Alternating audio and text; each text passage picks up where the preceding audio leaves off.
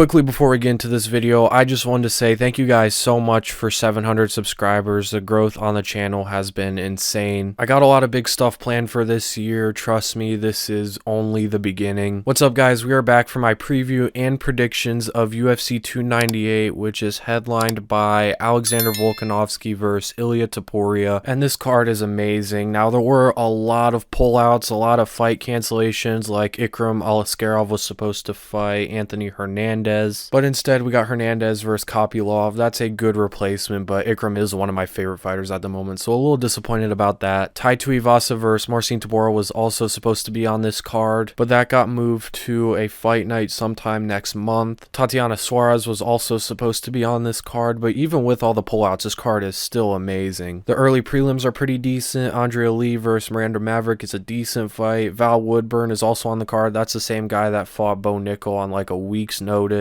Danny Barlow is a very interesting young-ish prospect. He is 7-0. He has insane power in his hands. He knocks everyone out in the first round. Marcos Rogerio de Lima versus Justin Tafa is an amazing fight if you want crazy knockouts, power, just brawling. It's not going to be the most technical fight, but someone is for sure getting knocked out. Amanda Lemos versus Mackenzie Dern is a good fight. It was originally supposed to be Lemos versus Tatiana Suarez, but Suarez had to pull out. That fight's headlining the prelims, and then this main card is amazing. Merab versus Cejudo is an amazing fight. It has a lot of intrigue to it because on paper, Cejudo should be one of Merab's toughest fights. And if you love high-level wrestling exchanges, then you're going to love this fight because these two are probably the two best wrestlers in the division. And if you like strikers, Geoff Neal versus Garry is an amazing fight. Two of the best strikers, two guys that don't like each other. Geoff Neal's going to look to work his way into range, whereas Gary's going to look to snipe at Geoff Neal. Both of these guys, especially Geoff Neal, hit very hard. They're very high-level technical strikers. They have history between these two. This fight was already supposed to happen once, and then Geoff Neal had to pull out, I believe, with an injury, but I can't remember. But yeah, this fight's amazing. And then for the co-main, we got Robert Whittaker versus Paulo Costa. Costa is fighting for the first time since he fought Luke Rockhold back in 2022.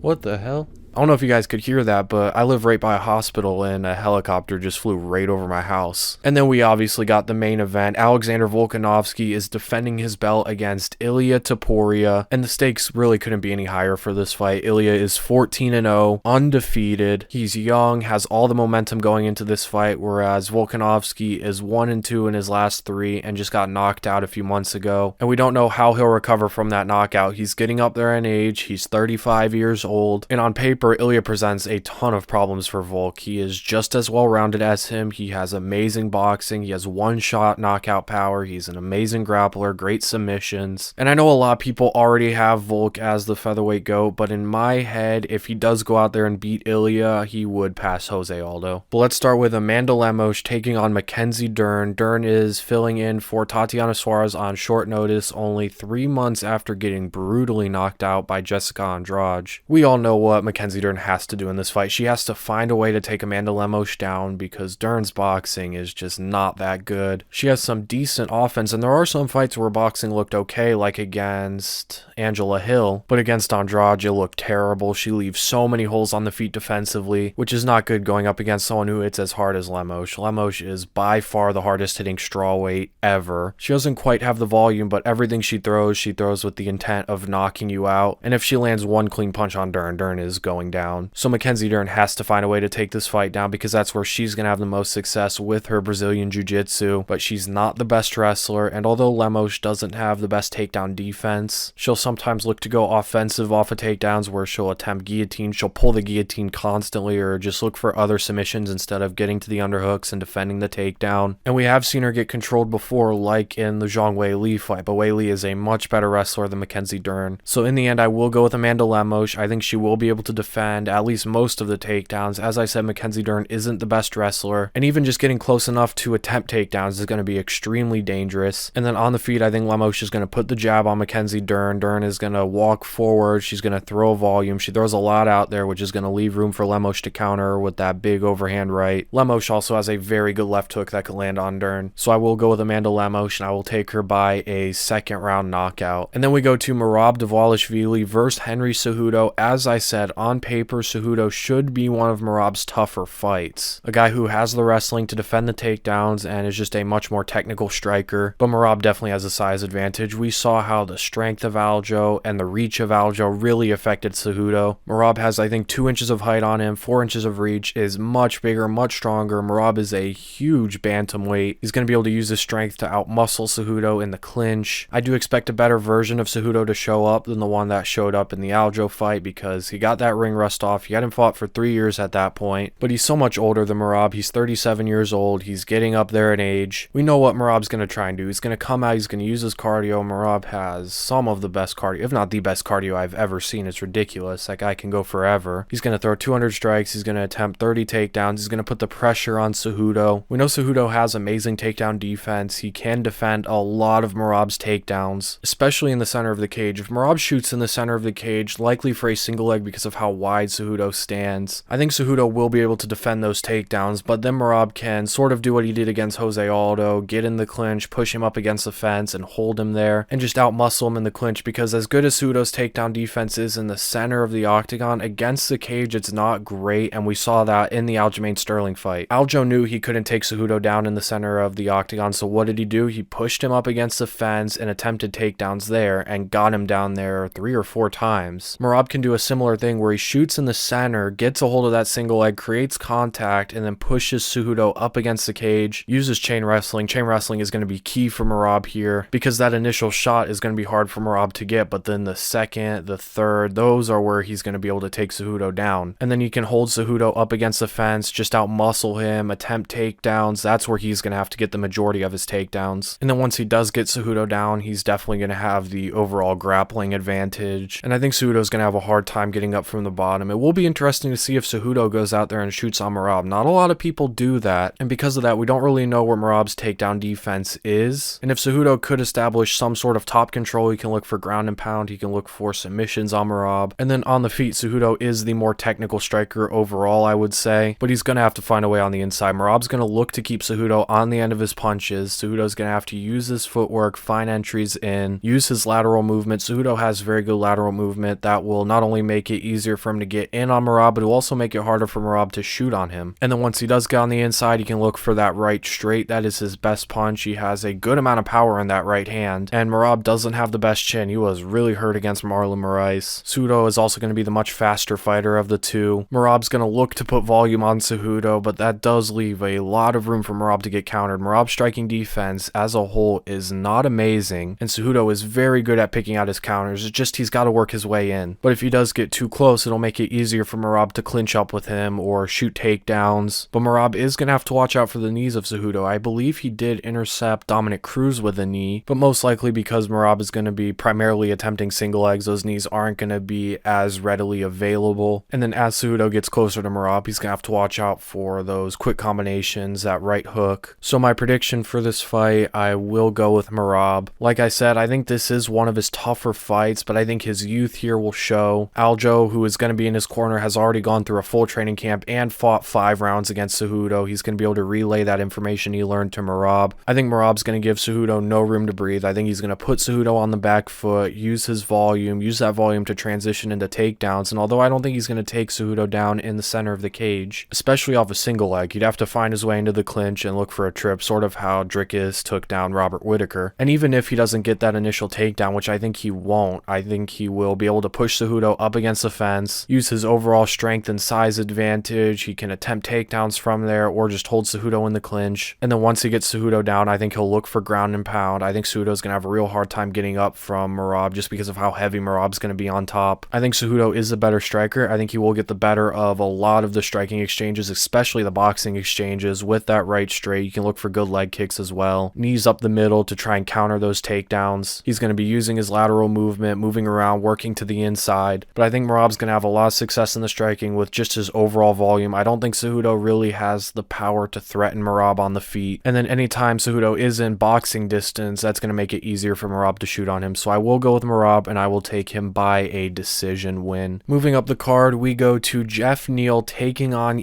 Garry. We are finally getting this fight, and thankfully, because this is an amazing fight where both guys are going to approach it in a slightly different way. We know Garry likes to fight like a sniper, keep his opponents at range, use the jab, use the right crosses, use the kicks, the leg kicks, the roundhouses to the head, to the body. Whereas Geoff Neal's going to look to work into the pocket and put combinations on Ian Garry, which is interesting because Geoff Neal actually has the reach advantage in this fight, 75 to 74 inches, but Ian Garry is 4 inches taller. They are in opposite stances, which opens up the power hand of both guys and also makes it more of a battle of the footwork. We know Ian Garry likes to work off his jab. He has an amazing jab, but because they're in opposite stances, Geoff Neal is going to have a much easier time defending that jab because their lead hands are right there in front of each other. They're going to constantly clash. It's going to make it much easier for Geoff Neal to parry that jab, and then after he parries that jab, he can step to the outside and line up that big left straight like he did against Shavkat multiple times. Geoff Neal has ridiculous hand speed. He is maybe faster than Ian Garry, which is crazy, but he also has insane power. He has the ability to knock you out with one punch, and Ian Garry doesn't have the best chin. He was dropped against Song Kenan by a left hook, and Song Kenan isn't nearly the boxer Geoff Neal is, nor does he have the power Geoff Neal has. As well, that left hook is the power hand of Geoff Neal. So Ian Garry is really going to have to keep Geoff Neal out of boxing range using his kicks. Ian Garry has amazing kicks. His kicks are probably better than his punches. He has amazing leg kicks like he used against Neil Magny, but because they are in opposite stances, that outside leg kick isn't available to the power leg, but instead the body kicks and the head kicks are open. So Ian's going to have to constantly go to the body kick, use the body kicks to set up the head kicks. Geoff Neal is the much shorter opponent, perfect height for those Ian Garry head kicks. Use the push kicks to the body as well. Constantly put the jab on him, just constantly use long ranged attacks, force Geoff Neal to try and reach in because that's where Ian Garry can pull and counter with that right hand. Although Geoff Neal has the reach advantage, he's going to have to try and find a way to force himself into the pocket, whether that's defending the jab, using his footwork, stepping to the outside, and then looking for that lead right hook over the shoulder of Ian Garry, or looking for that left straight down the center line, or he can try and time one of Ian's kicks to get to the inside and then put the combinations on him, mix up the punches to the head, to the body. You just got to watch out for that counter right hand when he does so, but we do know Geoff Neal has an amazing chin. He took clean shots from Shavkat, who hits really hard, definitely hits harder than Ian Garry, I would say, and he performed very well against Shavkat. As well, he has more experience fighting orthodox fighters than Ian Garry has fighting southpaws, so in the end, it's so incredibly close, but I will go with Geoff Neal actually. I think the odds on this fight, Ian Garry being a 2-to-1 favorite, is a little bit ridiculous. Those open side roundhouse kicks to the head and to the body are very scary for Geoff Neal, but if he can work his way into the pocket, get past that counter right hand, because we know Ian likes to bait his opponents into that right hand, then I think Geoff Neal is going to be able to put good combinations on him. He has a speed advantage, I would say. He definitely has a power advantage. He can knock Ian Garry out with one punch, and we do know Ian Garry is a little bit chinny. He was dropped against Song Kenan with that left hook, and if Geoff Neal lands his left hand on Ian Garry clean, then I don't see Ian Garry getting back up. Geoff Neal can also use very good feints and try and bait Ian Garry into his left hand. He can use his footwork. I would say Geoff Neal has a footwork advantage, which is crucial because they are in opposite stances. He's got to control the outside foot position because if Ian Garry gets that outside foot position, he can line up that big right cross. But I think Geoff Neal will be able to work his way around the long ranged attacks, get in the pocket, work to the body, put good combinations on Ian Garry. So I will go with Geoff Neal, and I will take him by a 3rd round TKO. And then we go to the co-main event. Robert Whittaker takes on Paulo Costa, and this is stylistically a pretty good matchup for Robert Whittaker unless he's just completely washed, which I don't think so. I think Dricus just had the perfect game plan against him. But Paulo Costa is a pretty wild striker. He has a lot of power, but he wings on a lot of his shots. He leaves room right down the center line to be countered by that Robert Whittaker jab or that right cross. The 1-2s are going to be a great combination here from Robert Whittaker. Whittaker can also look to take this fight down because Costa does have pretty decent takedown defense, and he is a big, strong guy, but Whittaker should be able to take him down if he wants to. He can control him on the ground, use his top pressure, look for ground and pound shots. On the flip side, Robert Whittaker should have the takedown defense to defend takedowns if Paulo Costa tries to shoot him. Historically, Robert Whittaker has some of the best takedown defense ever, but he did get taken down against Dricus. And if Paulo was looking to take this fight down, he could implement a similar game plan to what Dricus did, where he tripped Robert Whittaker out in the clinch. But this is a tough one for Paulo Costa. Whittaker is so much more technical on the feet. He is so much faster. He has a much higher fight IQ. As I said, Costa can be pretty wild with his punches. He wings those right overhands, those left hooks. He overextends on a lot of what he throws, which Robert Whittaker can counter. Whittaker can put the jab on him, look to keep Costa on the end of his jab, try and set up that right hand off his jab. As I said, the 1-2s are going to be a good weapon here for Robert Whittaker. He can also look for some good head kicks. He's going to have a speed advantage. He is much faster on the feet. He can look to transition transition his striking into wrestling if he looks to go that route. As well, Costa doesn't have the best chin. In his last fight against Luke Rockhold, he really struggled with the power. He was having a real hard time trading with Luke Rockhold, and he also did get knocked out against Israel Adesanya. He's also just very hittable. His striking defense isn't great. He doesn't really utilize any head movement, and like I said, he overextends on everything. He does hit very hard. He has a lot of power, and if Whittaker's chin is just shot after that Dricus fight, he could potentially find a knockout, but I think Whittaker is going to constantly be feinting. We've seen him do it in his past fights, and I think those feints are going to draw out those overextending looping punches from Paulo Costa. And so in the end, I will go with Robert Whittaker. I will take him by a unanimous decision. I think he will be able to defend any takedowns if Paulo Costa attempts them, and I think he will be able to take Costa down if he wants to go that route. And then on the feet, as I said, the feints are going to really give Costa a lot of trouble. It's going to draw out those big overextending, overreacting punches. He's going to constantly be jabbing Costa, using that jab to set up that right hand. He can blitz in, look for the shots to the body, look for some good head kicks as well. He's just so much more technical than Paulo Costa. Like I said, I think stylistically this is a pretty good fight for Robert Whittaker. And then we go to our main event of the evening. Ilia Topuria takes on Alexander Volkanovski for the featherweight championship. Is this the time we finally see Volk get dethroned? He is the current longest reigning champion in the UFC, by far the most dominant champion, arguably the only dominant champion in the UFC right now. But Ilia Topuria, in my opinion, is his toughest fight at featherweight by far. Ilia has all the momentum. He's 14-0. He just beat up Josh Emmett. Before that, he beat up Bryce Mitchell. He is one of the only guys in the featherweight division who is just as well-rounded as Volk is, whereas Volk, on the other hand, just got knocked out by Islam Makhachev 4 months ago. He could be making a mistake coming back so soon after getting brutally knocked out like that. He is 35 years old. You typically don't recover as well at that age. We have seen before guys get brutally knocked out at that age and they're just never the same fighter again. And stylistically, this is a tough one for Volkanovski. On the feet, Ilia can use his pocket boxing. That's where Volk is the weakest. Volk doesn't have the best chin, and it might be even worse after that Islam knockout. And then on the ground, Ilia has the grappling, has the submissions to threaten Volk. So on the feet, we know what Ilia has to do. He has to find a way to work into range, because Volk's going to look to keep this fight at distance. He's going to look to keep Ilia on the end of his jab, use that reach advantage, use the leg kicks. Ilia approaches fights like a boxer, using that boxing stance. He's very heavy on that lead leg, which makes him extremely susceptible to the leg kicks. Now, Volk does like to use the inside leg kick a little more than the outside leg kick, but I think he will use the outside leg kick more in this fight than he has in past fights. We saw in the Josh Emmett fight, the leg kicks from Emmett were a huge weapon. He landed pretty much all of them. He just didn't throw too many. And the reason the leg kicks were landing so much on Ilia is because of the way he approaches fights, with how heavy he stands on that lead leg. Like I said, he approaches fights like a boxer, so when he looks for that step and jab, it can be countered with a leg kick. And Volk has some of the best leg kicks in the UFC. They are technically amazing. He works off of them very well. We saw him use them very well against Max Holloway in the first fight, and Max Holloway and Ilia Topuria have a very similar stance. As well, Ilia doesn't have good leg kicking defense. He just doesn't check them, and Volk's team knows this. They're definitely going to look to use the leg kicks in this fight, and Ilia's team knows that. I guarantee leg kicking defense has been a huge part of their camp, but is 4 or 5 months enough? So at range, Volk is going to constantly be able to use the jab against Ilia, constantly use the leg kicks, just spam jabs and leg kicks, keep Ilia out of the pocket, because that's where Ilia wants to be. Ilia's going to have to find entries into the pocket, because that's where he does his best work. That's where Volk is his weakest. Ilia's pocket boxing is amazing. He has very good combinations, a very good left hook. He can dig to the body. He'll mix it up. He has ridiculous one-shot knockout power, and Volk does not seem to have a great chin. He did get knocked out against Islam. He got hurt multiple times against Max. He got dropped against Chad Mendez, and he's only getting older. So Ilia's going to have to find a way to work himself into the pocket, which is easier said than done. He's going to have to constantly feint. We know Volk is the king of feinting, especially with those lead hand feints. But if he can feint, try and find a way to draw out maybe a leg kick and then counter the leg kick by stepping forward into Volk. That's how he can find his way into range. That's how he can work his way into the pocket. And then once he's in the pocket, he can put the combinations on Volk, use that left hook of his. He can look for the big overhand rights to counter those leg kicks. He could even look to try and take Volk down. Volk does have amazing takedown defense, as we've seen in the Islam Makhachev fight. So Ilia is going to have a hard time taking Volk down, but if he does get him down, he can use his grappling. Ilia has amazing submissions. He has a very deep bag of submissions he can go to. He can look to transition. He's a very good positional grappler as well. He can look to land good ground and pound shots, which would make the transitions and the submissions easier to get on Volk, but Volk has amazing submission defense. He trained extensively with Craig Jones in that area. We saw Brian Ortega, who is a better submission artist than Ilia Topuria, put Volk in worse positions than I think Ilia will get Volk in, and Volk was still able to work his way out of it. And on the flip side, Volk can look to take Ilia down. Volk has very good takedowns, and we have seen Ilia get taken down before. He got taken down against Bryce Mitchell, and if Bryce Mitchell can take you down, Volk can absolutely take you down. Volk is also very good positionally on the ground. He's arguably a better positional grappler than Ilia is, and if he does get Ilia down, even if he's just in his guard, he can look for those big ground and pound shots. Volk does have excellent ground and pound. We saw him use it against Yair. We saw him use it against Max Holloway in their second fight. We saw him use it against Islam in their first fight. Volk could also potentially look for some head kicks. I know he doesn't typically throw them, but Ilia doesn't have great head kick defense, so I could even see Volk catching Ilia with a head kick. But in the end, for my final prediction for this fight, it's so close. Both of these guys are so good. Even if Volk does beat Ilia, I think Ilia is destined to be a champ with how young he is, how good he is. There's so many questions surrounding this fight. How does Volk show up after that knockout loss? Does he recover? Is his chin the same? He never had a crazy chin to begin with, but if it's worse now and Ilia catches him with that one shot, Ilia could knock him out. How does the mental factor play in? Volk didn't seem in the best mental space not too long ago. Is Ilia overconfident? I made a video on this. But in the end, I am going to go with Alexander Volkanovski. I think he presents more stylistic problems than Ilia does. I think he can dictate where this fight goes better than Ilia. I think he has good enough takedown defense to defend a lot of Ilia's takedowns if he attempts them, which I think he will. And I think he could take down Ilia because although Ilia does have pretty good takedown defense, as I said, Bryce Mitchell was able to take Ilia down and did get good positions on him. And if Bryce Mitchell can take Ilia down, I think Volk absolutely can. He has much better wrestling than Bryce Mitchell, and he's way bigger than Bryce Mitchell. And then on the ground, he can use his top control, look for good ground and pound shots, and then even on the feet, he's got to keep Ilia out of the pocket. That's going to be the key here for Volk. I think he will be able to use the leg kicks. The leg kicks are going to be an amazing weapon. The jab too, keep Ilia on the end of that jab, just constantly jab and leg kick Ilia, keep him out of range, use his reach advantage, and if Ilia does work his way into the pocket, maybe try and clinch up with him. It's a dangerous fight for Volk. I think if anyone's getting finished, it's more likely to be Volk than Ilia, but I trust Volk's takedown defense, and even if he does get taken down, I trust his submission defense on the ground. I think he will be able to keep Ilia out of range. I think the experience here will show, and I think he gets it done, and I think he gets it done by a decision win. Like I said, it's a tough fight for both guys. I am not confident either way, but this is such a good fight. I'm so excited for this fight. I'm so excited for this whole card. This whole card is amazing. The main card is great. I'm excited for every single fight on this main card. The prelims are very good. There's some good fights on there, some good prospects, and I'm going to cover all the fights after they happen, so subscribe so you don't miss that. Turn on post notifications, like the video if you did enjoy. Leave your predictions for this fight card in the comments down below. I'm very curious to see what you guys think, and I'll see you guys in the next one. By the way, happy Valentine's Day, everyone. If you're single like me out there, we can all be each other's Valentine. If you're in a relationship, then I guess you miss out. Have a great day, guys. Love you.